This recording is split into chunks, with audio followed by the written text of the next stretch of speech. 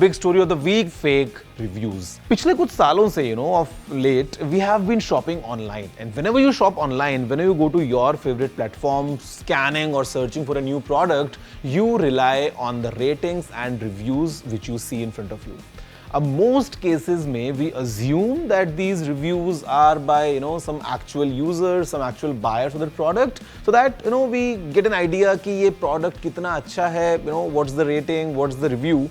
But अभी हो रहा है एक बहुत ही बड़े scale पे this complete kind of web of fake reviews all around us. And normally this used to be the case in the e-shopping platforms as well, wherein there were multiple bots writing all these reviews. But as we are growing, with technology, mostly brands have been able to cater, kind of removing all these reviews. But abhi, the problem is all done by us.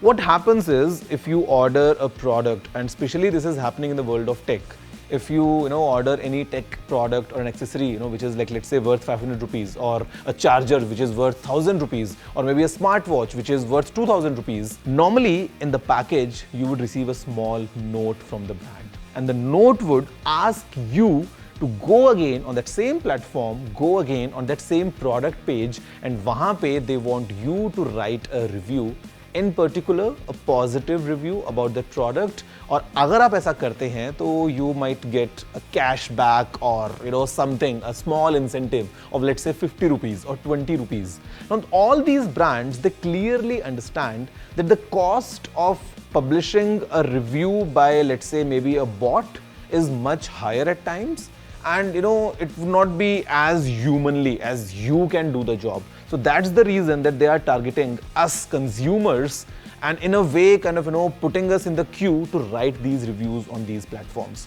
अब यहाँ पे problem बहुत बड़े scale पे फैल चुकी है. उसका रीजन ये है, अगर आपने वो काम किया, अगर मैंने भी वो काम कर दिया, और अगर हम सभी ने इस 50 रुपए के इंसेंटिव के लिए फेक रिव्यूज लिख दिए, what happens when we actually want to buy a product for ourselves? You were an actual consumer, you were a verified buyer of that product. तो जब आप वो रिव्यू लिख भी रहे हो, it clearly shows that this review is being written by someone who has actually purchased this product. और फिर हमें पता नहीं है कि हम किस पे ट्रस्ट करें या किस पे ना करें. Ministry of Consumer Affairs is actually kind of actively scanning this entire situation, and they might come up with a new law very soon, or maybe put in some pressure on these e-commerce giants just to make sure that this problem goes away. Even kind of these big giants, the places where we shop online, they are putting in all the power of AI just to make sure कि वो जो review है वो fake है या नहीं है.